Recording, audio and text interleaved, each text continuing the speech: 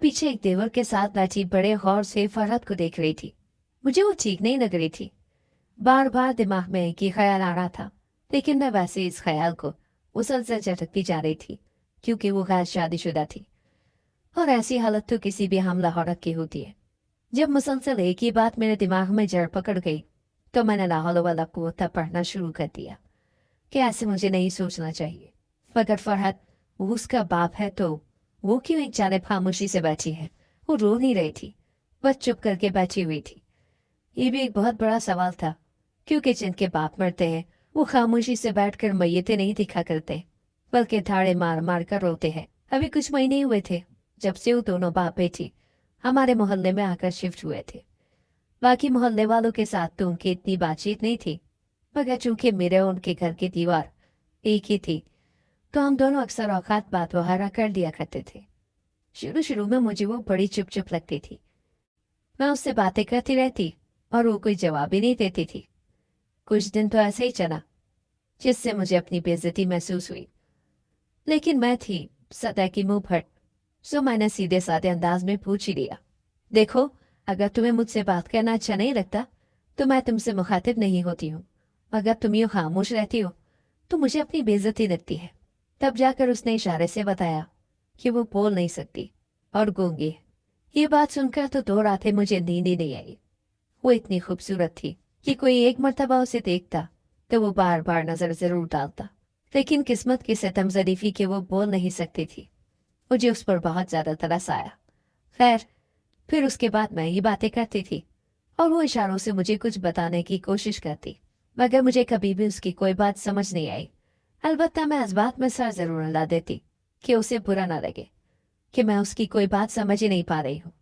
अब जब उसके बाप की वफात हुई थी, तब भी वो बड़ी समरी हुई लग रही थी, जिस पर मुझे अचंभा तो हुआ, लेकिन मैंने ज्यादा ध्यान नहीं दिया। दूसरी जानिब मोहल्ले की ड्रामेबाज खवातीन दाड़े मार मार कर रो रही थी, जैसे बाप फरहत का नहीं उनका गया। उस पर मुझे हंसी तो बहुत आई, मगर अब क्या फौतगी पर बैठकर हंसती। सो खुद पर जब्त कर लिया। जब जनाजा उठाने लगे, तब भी मैंने देखा फरहत ने आगे बढ़कर एक मर्तबा भी उन्हें नहीं रोका और एक जानिब खामोशी से बैठी थी, वैसे ही बैठी रही। उसकी आंखों के नीचे काफी हल्के पड़े हुए थे और कमजोर भी बहुत लग रही थी। उसे मैं डॉक्टर के पास लेकर जाऊंगी, दिल दिल में ये सोचकर मैं घर की जानिब जाने लगी, क्योंकि जनाजा चला गया था।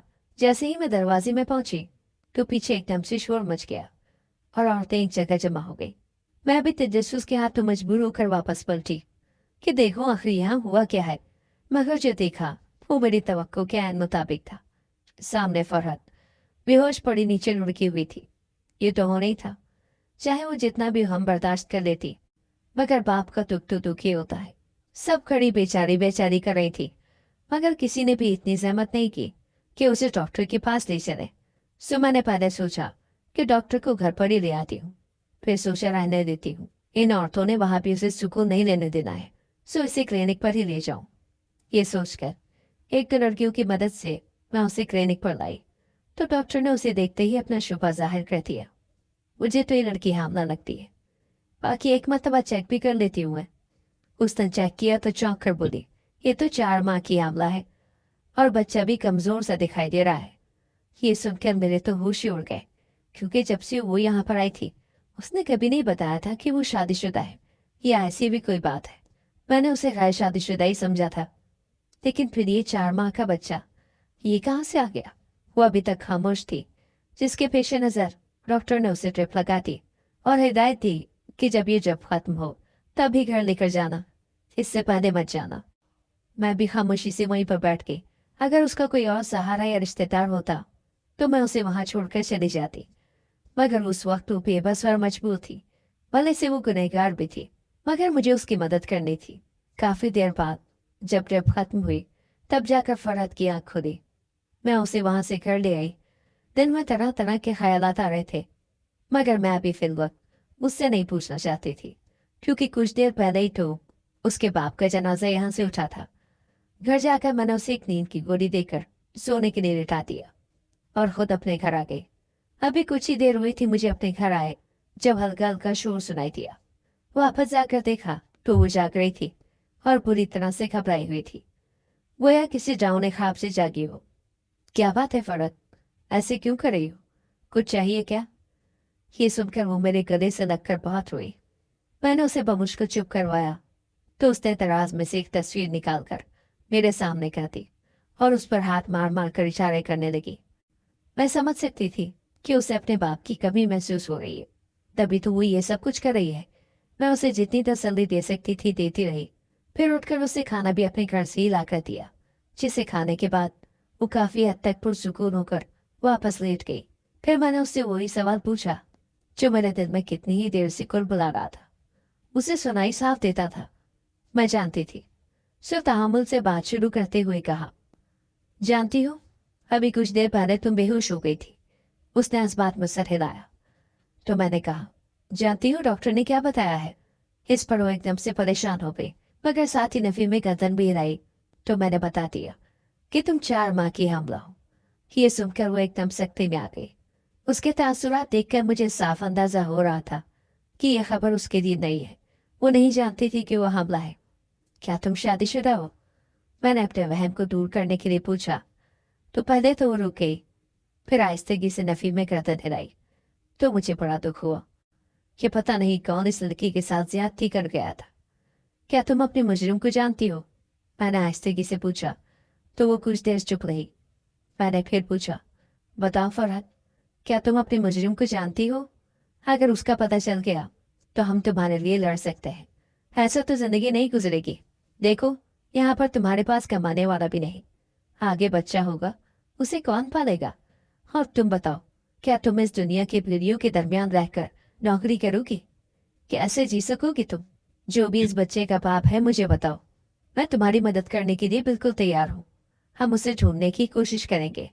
मैं जैसे जैसे बोलती जा रही थी, फरहत की आंखों में आंसू झड़ी की सूरत में बहने लगे। मैंने नरमी से उसके आंसू साफ किए और फिर पूछा, बताओ, कोई तो इशारा दो। उसने कांपते हाथों के साथ अपने बाप की तस्वीर उठाई और उसकी जानिब इशारा करने लगी, जिसे देखकर मुझे लगा कि शायद वो ये कह रही है कि मेरा बाप मर गया है और तुम ऐसे ऐसे सवालात पूछ रही हो। मैं उसकी मदद करना चाहती थी, मगर तब तक ये सब मुमकिन नहीं था जब तक वो अपने मुजरिम का नाम न बताती। सो मैं गहरा सांस लेकर उठ गई और नरमी से कहा, चलो तुम आराम करो।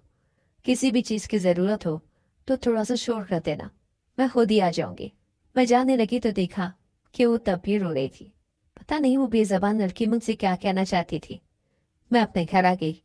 वहां एक और भी मानने वाली आई हुई थी और धीरे से मुझे कहने लगी, ये फरहत मुझे ठीक नहीं लगती। क्या मतलब? मैंने चौंक कर पूछा। हालांकि मैं उसके ठीक नहीं वाले मतलब को अच्छे से समझ पा रही थी, क्योंकि डॉक्टर के पास जाने और तस्दीक करने से पहले ही मुझे भी शक हो गया था कि वो हमला है। मुझे लगता है कि वो लड़की पेट से है। देख नहीं रही थी क्या गिरी गिरी तबीयत थी उसकी? मैंने आहिस्तगी से कहा, तुम ठीक कहती हो।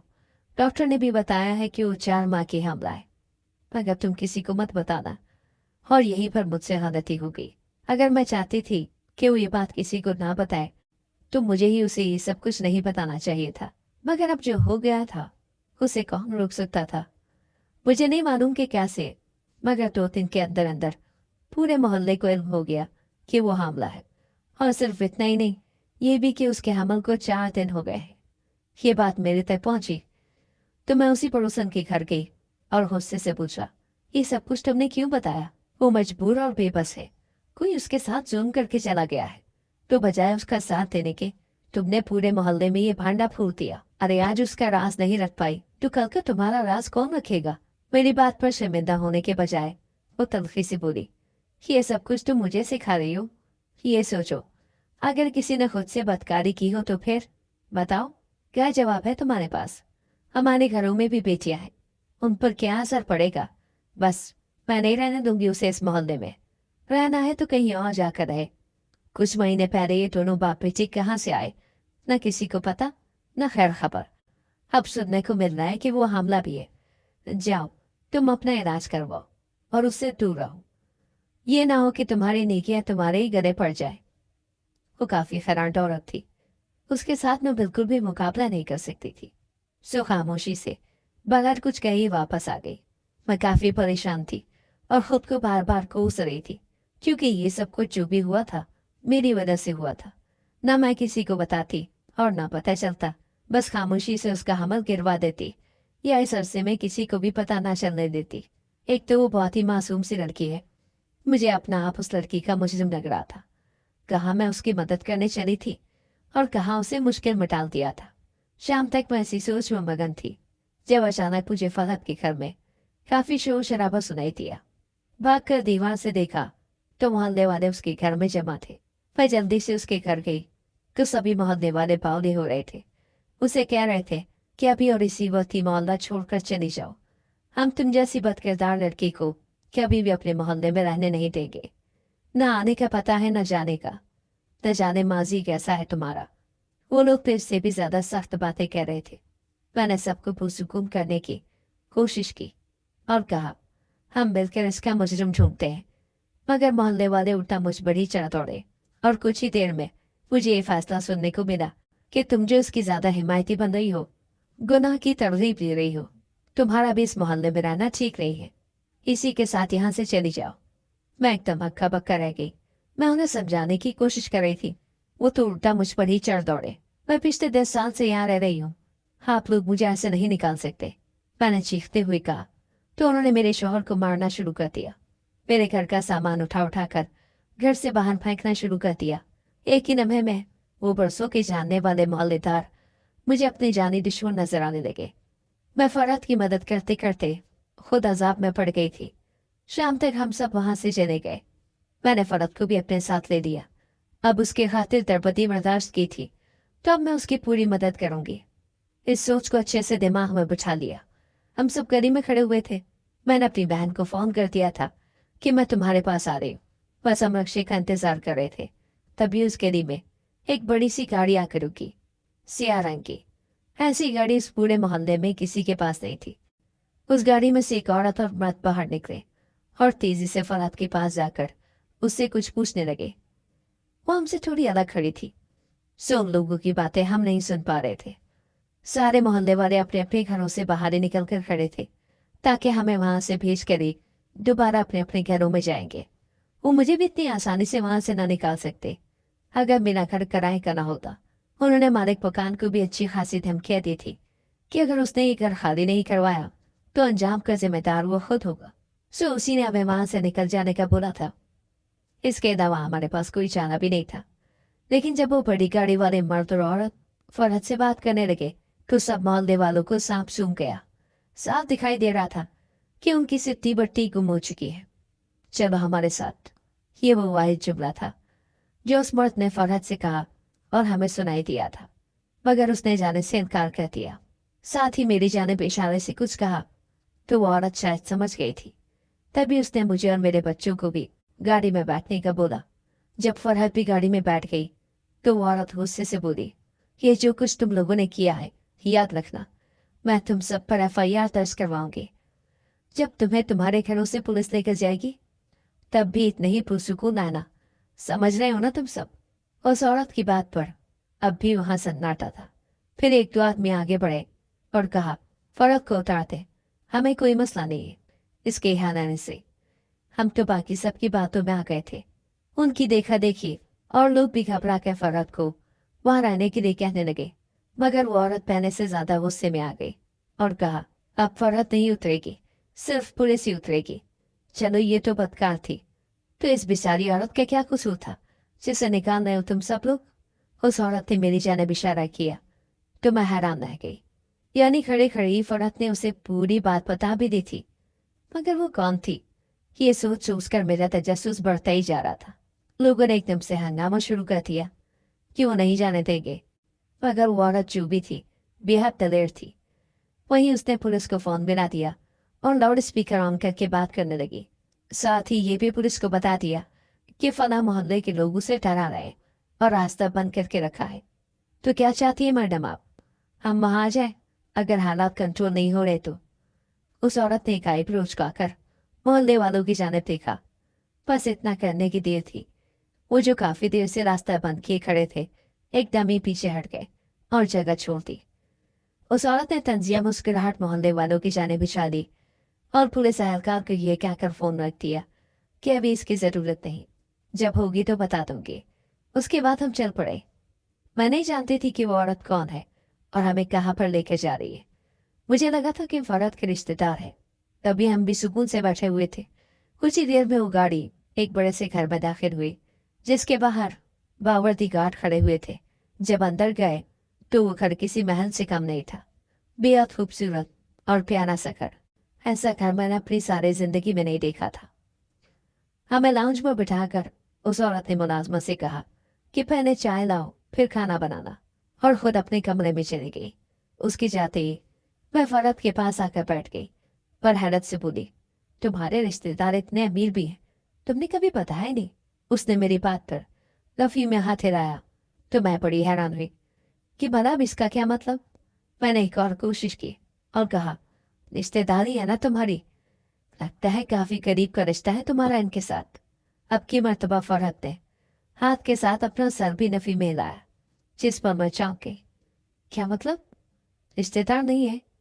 उसने फिर नफी में करते हिलाई तो मुझे कुछ होने लगा। कैसे ये औरत फिर तुम्हें अपने साथ ले आई और तुम चले भी आई? क्यों मुझे नहीं बताया? देखो, एक मुसीबत से निकले हैं, दूसरी मुसीबत में मत डाल देना। चलो उठो, हम अभी जाएंगे यहाँ से। हैरत है, तुम जानती नहीं उन्हें और उनके साथ आ गई हो। मुझे समझ ही नहीं आ रहा था कि क्या ही करूं। मुझे फरहत से ज्यादा अपनी बेवकूफ़ी पर हैरानी हो रही थी कि कम से कम मुझे वहीं पर उससे पूछ लेना चाहिए था कि ये कौन लोग हैं, तुम्हारा क्या रिश्ता है। बस खामोशी से मैं भी गाड़ी के रूप में बैठ गई। मेरे पूरे बदन में सनसनाहट होने लगी थी और उस समय पछतावा भी हो रहा था। जब मैं फरहत के साथ अस्पताल गई थी, न वहां जाती और न ये सब कुछ भुगतना पड़ता। मैंने तेजी से कहा, अब सुकून से बैठी हुई हूँ, चलो उठो, चले यहाँ से। अगर नहीं जाना तो तब भी बता दो। तुम्हारी वजह से मुझे अपना घर तो छोड़ना पड़ ही गया है। अब मैं मजीद मुसीबत नहीं मोल लूंगी। इस बात पर वो परेशान होकर इशारों की जबान में मुझे कुछ बताने लगी, मगर मैं उस वक्त कुछ भी समझने की कैफियत में नहीं थी। बस ये दुआ कर रही थी कि उस औरत के वापस आने से पहले किसी न किसी तरह हम यहाँ से निकल जाए। मगर वही होता है जो लिखा जा चुका होता है। सो ऐसे ही हुआ। वो औरत वापस आ गई और मुझे भी सुकून से बैठने का कहा। मैं धूप निकल कर बैठ तो गई, मगर चैन नहीं आ रहा था। यही तजस्सुस बार बार सता रहा था कि अगर ये जानती नहीं है तो फिर क्यों आई है वहां पर। नहीं नहीं, ऐसा तो कोई भी नहीं करता, जानती ही होगी फरहत को। फरहत के इशारे मुझे कहाँ समझ आते हैं। मैं खुद से ही बैठी सवालों जवाब कर रही थी जब वो औरत बड़ी नजाकत से बोली, क्या कोई मसला है या कोई बात परेशान कर रही है? आप चाहें तो पूछ सकती है। मैंने मौका गनीमत जानते हुए पूछ ही लिया, क्या आप फरहत के रिश्तेदार हैं? इस बात पर पहले तो उसने मुझे चौंक कर देखा, उसके बाद हंसते हुए बोली, आपको फरहत ने कहा है कि मैं इसके रिश्तेदार हूँ? मैंने नफी में सर हिलाया और कहा, नहीं, वो आपने हमारी मदद की है तो साफ जाहिर है आप इसे जानती ही होंगी। वो औरत अब भी मुस्कुरा रही थी। नहीं, मैं नहीं जानती, न फरहत को न ही आपको। उसने तहम्मुल से अपनी बात मुकम्मल की। मैं तो चुप की चुप रह गई। कुछ लम्हों बाद दोबारा हिम्मत करके पूछा, फिर आपने हमारी मदद क्यों की?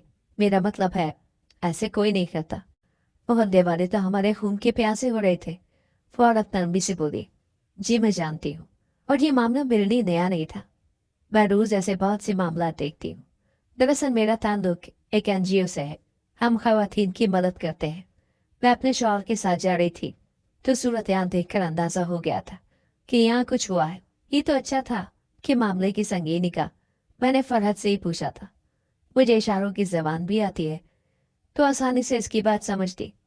साथ ही सबको बावर करवा दिया कि वो अकेली नहीं है। मैं उस औरत की जहानत पर तंग रह गई। बहुत शुक्रिया, आपने हमारी मदद की। वो सचमुच माहौल खराब कर रहे थे। उसने इस बात में सर हिला दिया। मैं उसे फरहत के मुतालिक बताना चाहती थी, मगर कैसे बताती। उस वक्त फरहत वहीं पर बैठी हुई थी और यूँ बात करना मुझे मुनासिब नहीं लग रहा था। उसे एक फोन आ गया, जिसे सुनने से पहले वो औरत नरमी से बोली, आप परेशान ना हो, आप यहाँ पर महफूज हैं। मुझे फरहत की कहानी जाननी है, सो आप कुछ दिन हमारी एनेक्सी में रह सकते हैं। ये साथ ही अलग से मेहमानों के लिए एक पोर्शन बनाया हुआ है। मुलाजिम आपको वहां पर ले जाएगा। मुझे अभी जरूरी काम से बाहर जाना है, सो शाम में हमारी मुलाकात होगी इंशाल्लाह। ये क्या कर वो चली गई, जबकि मेरे शौहर चाह रहे थे कि हमें वहाँ नहीं रहना चाहिए, मगर मैंने उन्हें चुप करवा दिया कि हम जाएंगे भी कहाँ। पर वो एक सोशल खातून है, उसके बहुत सारे कॉन्ट्रैक्ट होंगे, तो अगर हम उससे मदद मांगेंगे तो एक अच्छा सा किराए का घर भी हमें दिलवा सकती है। खैर, हम सब अनेक्सी में आ गए। एक कमरे में, एक कमरा मैंने फरहत को दे दिया और दूसरे कमरे में हम सब घर वाले रुक गए। इतना कुछ हो गया था, लेकिन अभी तक इस मुंह से पर्दा नहीं उठा था कि फरहत के बच्चे का बाप कौन है। वो बेचारी तो अब तक अपने बाप के गम में हकान थी, फिर अचानक से उसके साथ ये सब कुछ हो गया। कुछ सही से पूछने का मौका ही कहाँ मिला था। तकरीबन शाम में हम बाहर आए तो फरहत पहले से लॉन में बेंच पर बैठी हुई थी। वो चेहरे से बहुत ज्यादा उदास लग रही थी। मैं उसके पास जाकर बैठ गई और उसकी माँ के मुतालिक पूछा कि वो कब फौत हुई, मगर फौतगी के बजाय वो और ही तरह के इशारे कर रही थी। क्या मतलब, जिंदा है तुम्हारी माँ? मैंने तुक्का लगाते हुए पूछा तो वो इस बात में सर हिलाकर रह गई। फिर कहा, वो तुम्हारे साथ क्यों नहीं है? कहीं तुम्हारे बाप ने तुम्हारी माँ को छोड़ तो नहीं दिया? वैसे भी वो तुम्हारे बाप के मरने पर भी नहीं आई थी। मेरे सवालात पर वो चुप रही। मैंने एक दो मरतबा पूछा, मगर उसकी चुप नहीं टूटती। मैं भी इधर उधर की बातें करने लगी। मैं जानती थी कि अपने जख्म या दूसरों के सामने खोल कर रखना सभी के लिए एक तकलीफ अमल होता है। तभी उसके साथ इतना कुछ हो गया था। कभी दिल में ख्याल आता कि उसकी शादी अपने शौहर से करवा देती हूँ, नेकी ही होगी। लेकिन अगले पल बैठी खुद को मलामत कर रही होती कि ऐसा कैसे सोच सकती हूँ? क्या सारी दुनिया की नेकियां करने का ठेका मैंने उठा रखा है? अभी कुछ देर पहले एक नेकी करने का अंजाम भुगत लिया ना, घर से बेघर हो गई। मैं वहां एक कोने में बैठी अपने आप के साथ ही जंग में मसरूफ थी। मुझे पता ही नहीं चला जब वो खातून आहिस्तगी से मेरे पास आकर बैठ गई और बातें करने लगी। मैं भी उसके छोटे छोटे सवालों के जवाब देने लगी। जानती है, आप जैसी खवातीन है जिनकी वजह से ये दुनिया एक रहने के काबिल जगह बनी हुई है। अगर आप फरहत की मदद ना करती तो कौन करता? वो मेरी तारीफें कर रही थी, जिस पर मुझे खामखा शर्मिंदगी हो रही थी। तभी मैंने उसे फरहत के हमला होने वाली बात बताई तो वो सोचते हुए बोली, हाँ मैं जानती हूँ। वहीं सड़क पर बताया था किसी ने कि ये बच्ची हमला है और सब इस पर बदकारी का इल्जाम लगाकर निकाल रहे। तो आप बताएं, क्या जानती हैं आप? इसके साथ ही सब कुछ किसने किया है ताकि हम जल्द से जल्द इसके मुजरिम तक पहुंच सके?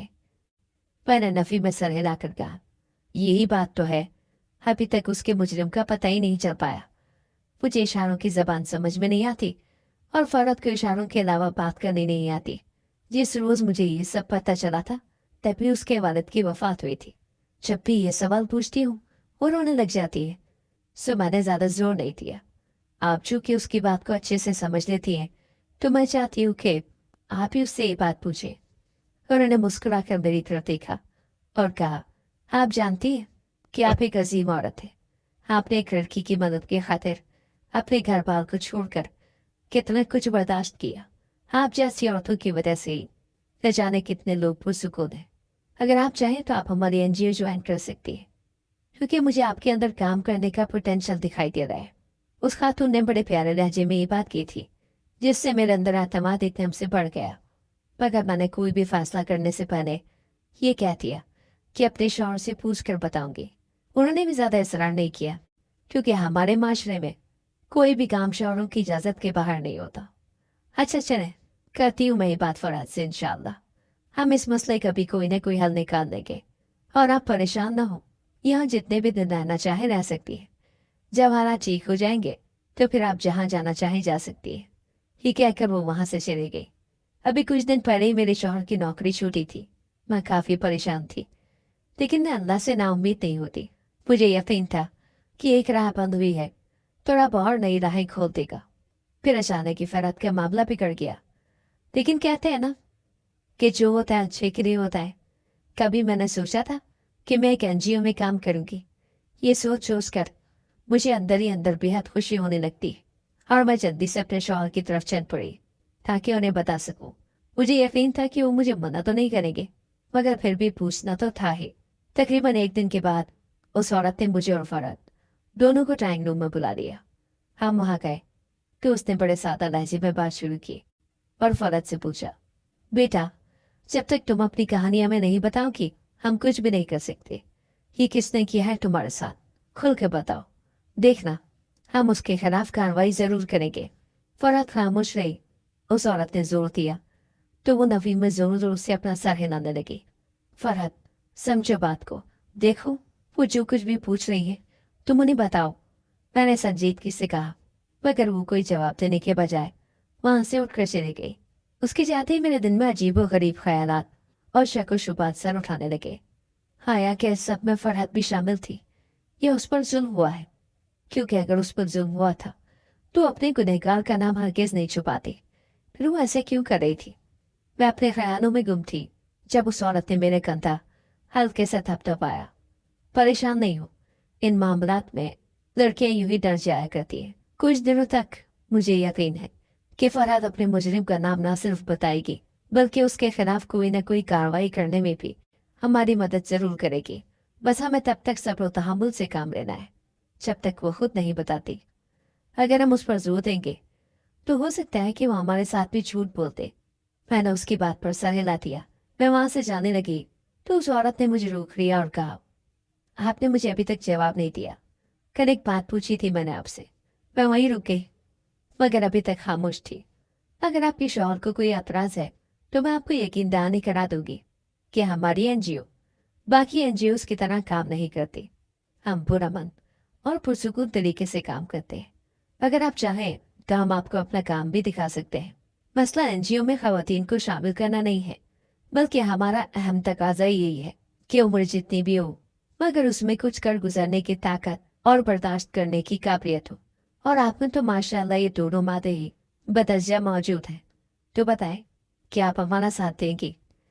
मैंने धीरे से बस इस बात में सर हिला दिया, क्योंकि जब कुदरत इतना बड़ा मौका दे रही थी तो मैं उसे क्यों ठोकर मारती। मेरे यहाँ के आने पर वो औरत बेहद खुश हुई और कहा, तो ठीक है, आपका इब्तदाई केस ही फरहत है, यहीं से शुरुआत करते हैं आपके नए सफर की। मैं बहुत ज्यादा खुश हुई, लेकिन मैंने शय का बिल्कुल भी इजहार नहीं किया था। उसके बाद हम 2-3 दिन तक इंतजार करते रहे कि फरहत हमें खुद कुछ बताएगी, मगर ऐसा नहीं हुआ। उसने तो अपना मुंह गोया सिलाइयों से सी रखा था और कुछ भी नहीं बोलती थी। कोई बात कर लो तो जवाब दे देती थी, वरना खामोशी से एक तरफ बैठी रहती थी। एक रोज मैं अपने कमरे में बैठी थी जब वो चलती हुई मेरे पास आई और रोने लगी। मैंने हैरत से पूछा, क्या बात है फरहत, क्यों रो रही हो? क्या तुम्हें कुछ चाहिए या किसी ने तुम्हें परेशान किया है? उसने नफी में सर हिलाया और दवाइयों की तरफ इशारा करने लगी, जिससे मैं समझ गई कि वो क्या कहना चाह रही है। क्या तुम्हें दवाइयाँ खानी है? इस बच्चे को मारना चाहती हो तुम? मैंने संजीदगी से पूछा तो वह इस बात में सर हिला कर रह गई। इस बात पर मैंने गहरा सांस लिया और कहा, क्या तुम जानती हो तुम्हारी हालत ऐसी नहीं है कि हम इस बच्चे को जाया कर सके। वो खामोश रही। मैंने फिर कहा, देखो फरहत, अब बहुत देर हो चुकी है। ये फैसला जल्दी लेना होता है, लेकिन जब इस बात का इल्म हुआ तो देर तो तभी हो चुकी थी। अगर हमने ऐसी वैसी कोई भी कोशिश की तो तुम्हारी जान जा सकती है। समझ रही हो ना मेरी बात को? मगर वो रोने लगी। मुझे उसके आंसू देखकर अपने दिल में तकलीफ महसूस हुई। कैसी बेसहारा थी, न कोई रिश्तेदार न ही कोई जानने वाला। क्या तुम अपने घर ले जा सकती हो मुझे? मैंने जल्दी से पूछा तो वो चुप रही। क्या तुम बचपन से गूंगी थी? मैंने नया सवाल पूछा तो उसने नफी में सर हिला दिया। यानी इसका मतलब था कि बाद में हुई थी गूंगी, मगर कैसे? इस सवाल का जवाब तो वो खातून ही से बेहतर ले सकती थी। मैंने उन खातून जिनका नाम सुरैया था उनसे ये बात की तो उन्होंने भी वही कहा जो मैंने कहा था। फिक्र नहीं करें, हम इस बच्चे का भी कोई ना कोई हल निकाल देंगे। हमारे पास कुछ जोड़े ऐसे हैं जो बे औलाद है और औलाद के लिए तड़प रहे, सो उनसे राब्ते के बाद ये बच्चा उन्हें दे देंगे। फरहत अभी मासूम है, उसे इस दुनिया के लिए हमें तैयार करना होगा और आप इसमें मेरी मदद करेंगे। सुनैया ने मेरी जानब देखा तो मैंने फौरन ही हामी भर दी। काफी दिन हो गए हम उनके घर के अनेक्सी में रह रहे थे, सो मैंने उनसे बात की कि हमें कोई भी किराए का छोटा मोटा घर ढूंढ देते। हम ज्यादा देर आपके घर में नहीं रह सकते। उन्होंने इसरार तो बहुत किया कि कोई बात नहीं, आप जब तक चाहें यहाँ पर रह सकते हैं, मगर मुझे ये बात मुनासिब नहीं लगती थी। सो जल्द ही उन्होंने अपने तवस्सुत से हमें एक छोटा मगर खूबसूरत सा घर किराए पर ले दिया। लेकिन फरहत को उन्होंने अपने साथ ही रख लिया। फौरत वहां रहने के लिए मांग गई कि मुझे भला क्या एतराज हो सकता था। एक रोज मैं एनजीओ गई हुई थी तो वहां एक लड़का बेहद परेशान बैठा हुआ था। वो मुसलसल सुरैया से कोई बात पूछ रहा था जिसका वो बार बार नफी में ही जवाब दे रही थी। क्या बात है? मैंने करीब करीब साथी औरत से पूछा। वो कंधे उचकाकर बोली, ये कौन सा नई बात है? हर महीने यहाँ पर आ जाता है। क्यों? आखिर कोई तो मसला होगा ना जो वो यहाँ आ जाता है। मुझे बताएं क्या बात है। मैंने फिर पूछा तो वो औरत सोचते हुए बोली, पता नहीं, अब तो मुझे भी सही तरह से याद नहीं। इस लड़के की बीवी गुम हो गई है। शायद बचपन का निकाह था और वो लड़की गुम हो गई। अब भला गुमी हुई लड़कियां भी कभी मिलती हैं? हमने अपने तौर पर बहुत कोशिश की थी मगर चारों न चार हमें इसकी बीवी नहीं मिली। तो वो हर हफ्ते अपनी बीवी के मुतालिक कोई न कोई मालूमात लेने यहाँ पहुंच ही जाता है। मुझे ये बात सुनकर बहुत दुख हुआ। क्या ऐसे कोई भी इशारा नहीं मिला कि वो लड़की कहाँ जा सकती है? उस औरत ने नफी में सर हिलाया और कहा, वो खुद भागती या उसे भगाया जाता तो बात अलग थी। उस लड़की को तो उसके माँ बाप ने खुद बेचा था। हैं? मेरी दबी दबी चीख निकली। क्या मतलब? बाप ने खुद बेचा था? आज के दौर में भी होता है क्या ऐसा? मुझे यकीन नहीं आ रहा था मगर वो औरत काफी पुरसुकून लग रही थी क्योंकि उनके लिए ये बात नई नहीं थी। वो एक दिन के ऐसे न जाने कितने केस देखती थी। सुरैया उस लड़के से बात करके वहां से चली गई तो मैं हमदर्दी के ज़ेर असर उसके पास जाकर बैठ गई और कहा, मुझे बताओ पूरी बात। हो सकता है कि मैं तुम्हारी कुछ मदद कर दूं। मैंने आपको पहले यहाँ कभी नहीं देखा, लगता है आप नहीं है। यहाँ पर मौजूद सीनियर खवातीन कुछ नहीं कर पा रही तो आप क्या कर सकती है भला? वो तीखे लहजे में बोला तो मैं खामोश हो गई क्योंकि वो बिल्कुल ठीक कह रहा था। न मेरे इतने राब्ते थे न ही मेरे पास इतने जराए थे कि मैं इतने लोगों की नाकाम कोशिश के बावजूद उस लड़के की बीवी को ढूंढ सकूं। मैं वहां से जाने लगी तो वो लड़का सरगोशी के अंदाज में बोला, अगर मेरी बीवी नहीं मिली तो मेरे वालिदैन मेरी दूसरी शादी कर देंगे, जो कि मैं बिल्कुल भी नहीं करना चाहता। तुम कहाँ चली गई हो ज़रिश? मुझे उस लड़के पर बहुत ज्यादा तरस आया लेकिन आखिर में उसकी क्या ही मदद कर सकती थी। देखो बच्चे, मैं ज्यादा लोगों को तो नहीं जानती, मेरे पास इतने ज्यादा इख्तियारात भी नहीं है। मैं एक काम सी घरेलू औरत थी जो एक अचानक हादसे के बाइस यहाँ काम करने लगी। लेकिन मैं कोशिश जरूर करूंगी जैसे तैसे भी तुम्हारी मदद कर सकूं। और अगर ऐसा ना हुआ तो फिर बेटा ये तुम्हारा अपना नसीब है, मैं इसमें कुछ भी नहीं कर सकूंगी। मगर एक दफा यकीन करके तो देखो। अभी हम दोनों बात ही कर रहे थे जब सुरैया वहां आ गई। हम दोनों को बात करते हुए उसने सुन लिया, जिस पर नरमी से बोली, ये ठीक कह रही जमशेद, मदद तो जितनों की नहीं जा सके उतना ही अच्छा होता है। अभी तो एनजीओ के बंद होने का टाइम हो चुका है तो तुम इस तरह करो कि मेरे घर आ जाओ और आप ही मेरे साथ ही मेरे घर चले।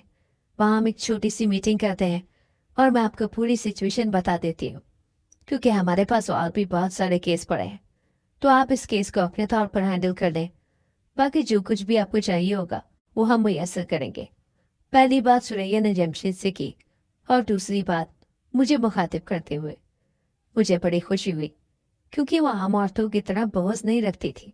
उन्होंने बड़े अंदाज में सारा मामला संभाल लिया था। तब तक एनजीओ भी बंद हो गई, जिसके बाद जमशेद अपनी गाड़ी में और मैं सुरैया की गाड़ी में उनके घर आ गई।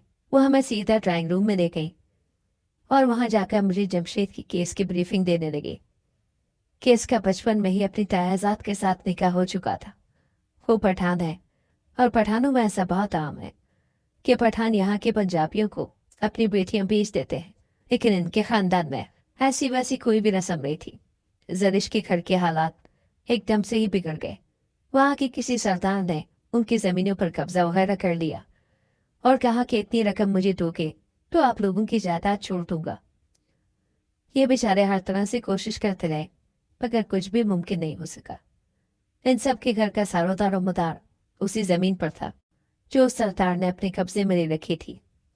तभी किसी तरह जरिश के वालिद ने छुप कर उसे एक पंजाबी को बेच दिया और इस बात की भनक भी किसी को नहीं होने दी।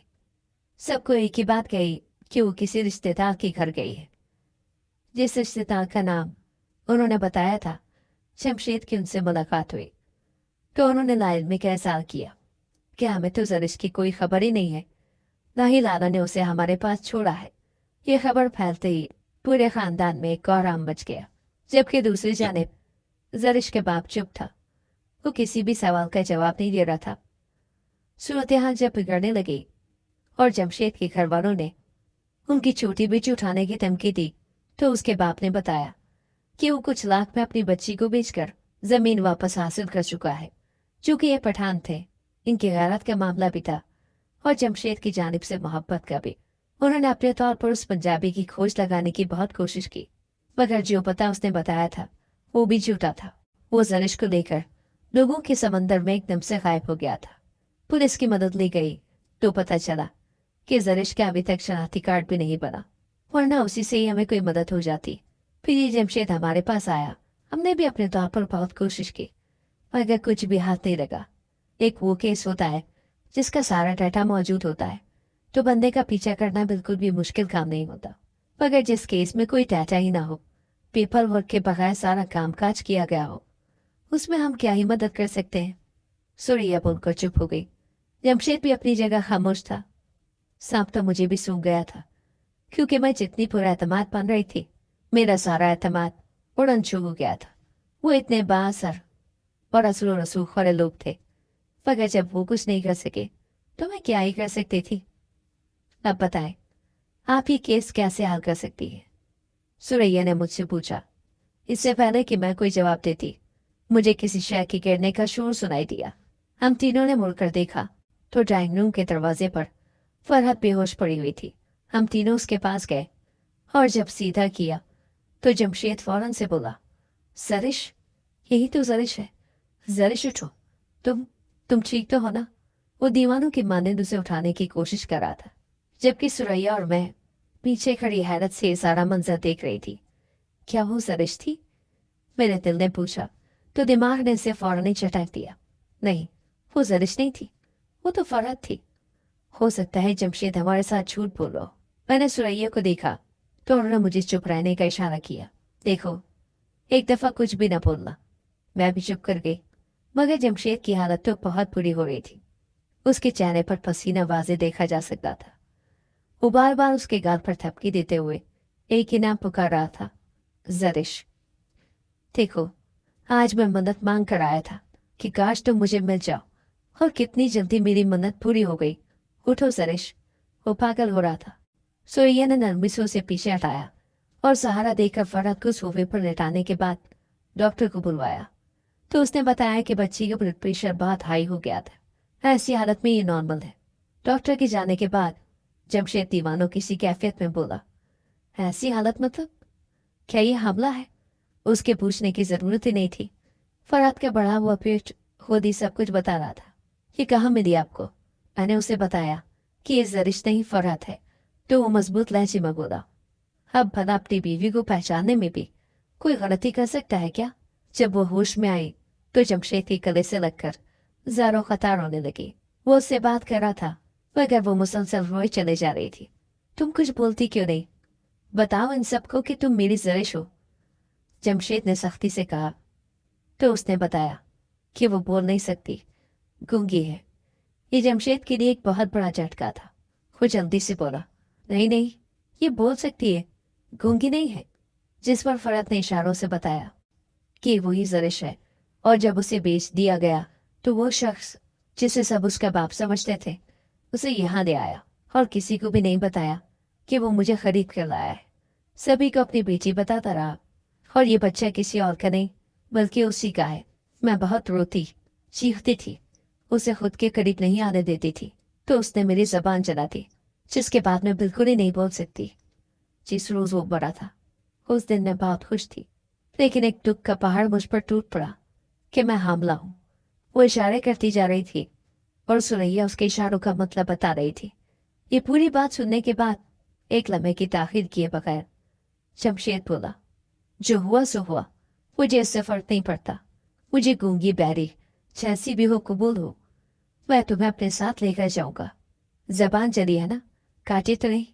हम उसका भी इलाज करवाएंगे। मुझे दादाजी ने मेरे हिस्से की जमीन दे दी है तो मैं सारा पैसा तुम पर लगा दूंगा। बस तुम मेरे साथ चलो, ये बच्चा भी हम छुपा देंगे। मैं वादा करता हूँ ये राज किसी को नहीं बताऊंगा। वो दीवानगी के आलम में रो रहा था, साथ ही साथ जरिश को भी गले से लगाए हुए था। ये सब देखकर हमें भी बहुत रोना आ रहा था। वो कहानी जो हमारे एक छोटे से मोहल्ले से शुरू हुई थी, اس نے ایک لڑکی کو اپنی منزل تک پہنچا دیا تھا۔ اس سب میں کسی کا کمان نہیں تھا سوائے جمشید کے، جس نے ایک بھی سوال نہیں کیا اور اپنی بیوی کو باعزت طریقے سے قبول کیا تھا۔